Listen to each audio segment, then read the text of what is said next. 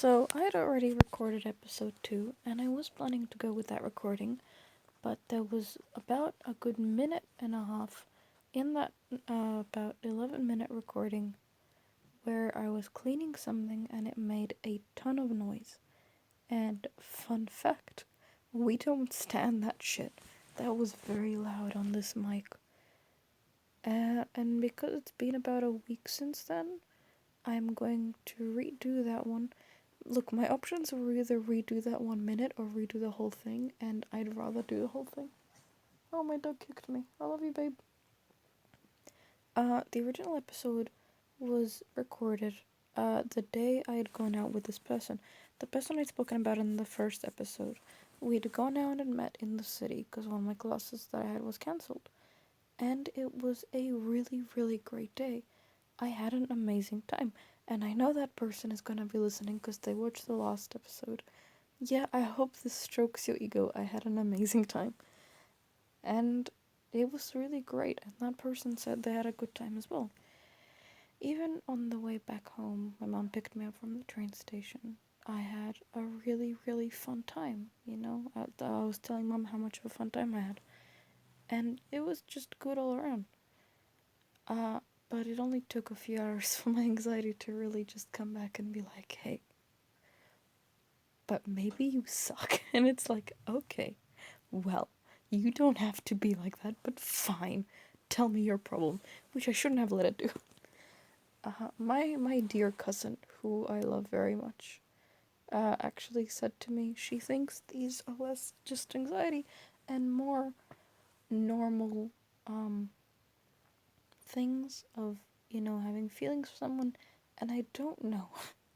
I'm gonna keep assuming certain parts are anxiety, because I don't know which parts of it are, I know like the jealousy and stuff that I feel are that, which I don't know, I did talk about in the last one, but I think some things are still anxiety, so I'm gonna keep using that as my excuse for being a garbage person. Sorry, it's like 12:30 and I'm very tired.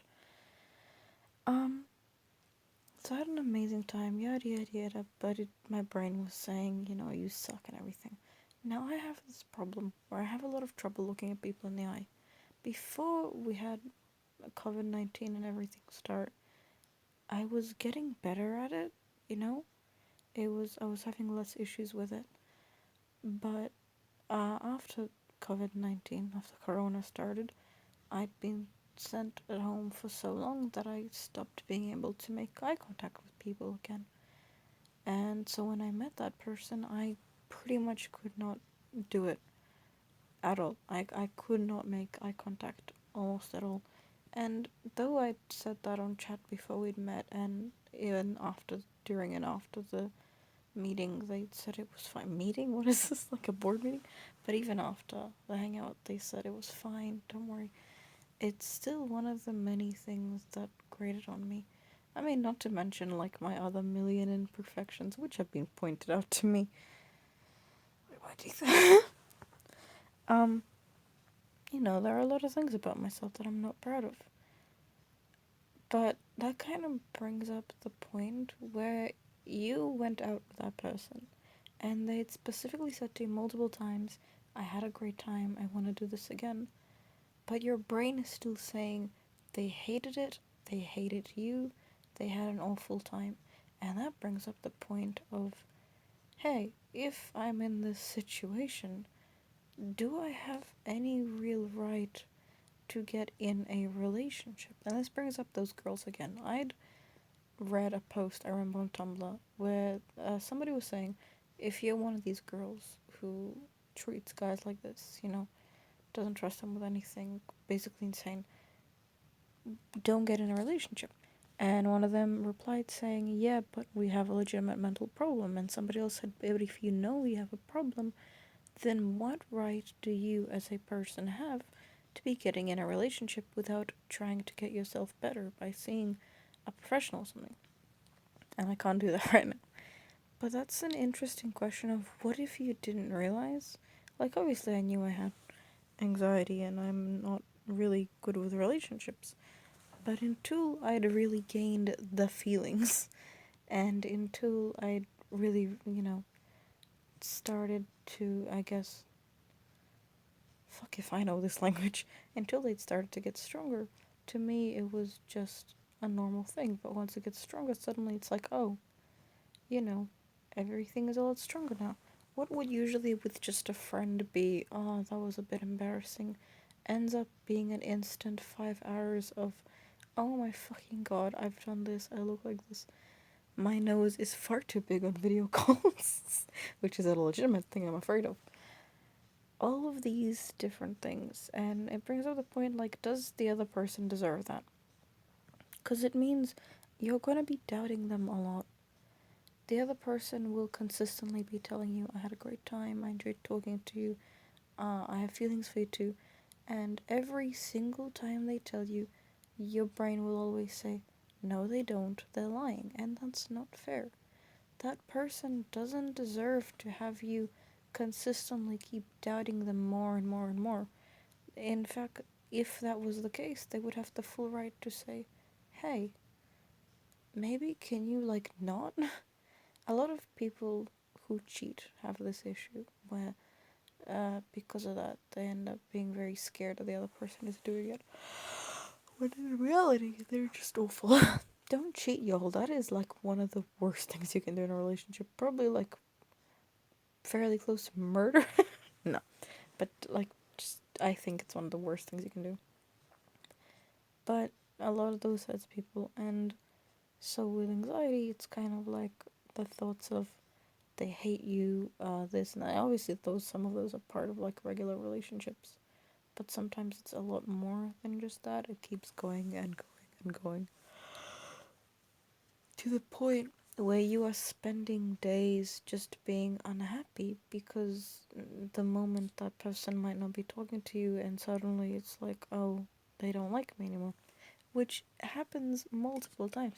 And to that person, I'm sorry. I feel like I should be talking to you as a person about this. It was pointed out to me by a good friend that the first episode was kind of my way not to call out that person, but to get my feelings across without saying it directly to them. And I'm the first person to tell you a relationship falls apart without communication. And I'm also the first person to tell you I cannot communicate, so I guess I'm doing this again. But a lot of times, let's say the person isn't speaking to me because they're busy, or they have something to do, or they're just giving, like, one word answers, and my brain is instantly going, they hate you, they don't want to talk to you, what's the point of being with someone if they dislike you this much? Which isn't true. The person is busy, the person is tired, they have the full right to do those things. But suddenly in the brain, it's like it's been 2 hours, they fucking despise you. And again, to that person, that is unfair because you are treating them like a liar. They have given you no reason to believe that they're not being truthful. They haven't been unfaithful or anything, and even now. Sorry, Jesus. At least in the one I'm talking about, like, as an example, I mean an actual relationship. In mine, I'm not even in a relationship. Oh, my dog's so cute. It brings up the point of, like, is it fair to that partner if you get in a relationship, if you're like this? Once you realize you're like this, is it fair to say, yeah, I know that I am damaging to myself, and in a way I might even be damaging to the person, but I'll still get together with them? And with that, it also brings up the point of, what if you realize, like, this late, you realize now, I, have issues that are worse than I thought, and I'm really tired. I have issues that are worse than I thought, and I'm not sure how to deal with them. I can't really see anyone right now. Then it brings up the point, you can't exactly just reject the feelings now, especially if you both have feelings for each other. That's unfair to them, and it's unfair to you, which is a very important point. Now, with me, something I've noticed is I have a very hard time putting myself in the equation, by which I mean, the question, the if people's interests should be, in my mind, that person and their interest, and me and my interest. But my brain will always go that person and their interests and everyone else, and not you, because you don't matter, which is not a good way to live. You should be, first of all, obviously think about others, but you should always be thinking, okay, but what about me? Will this affect me well? Will I be okay with this? And you don't consider that, and that becomes a problem because you end up being more damaged. You end up being more upset, more hurt all the time, and it's unfair on you, and it's unfair to the person because they haven't done anything to deserve you treating them like a liar. It's just unfair. So, I guess I hope this is a bit clearer than the original episode too. I guess my main point is, or my main question is it fair? Uh, Not that I'm saying I don't want to get in a relationship with that person because I am still very, very much trying to. But the real question is it fair on you and that person to get in a relationship when you know that mentally you might not be stable enough to be a great partner?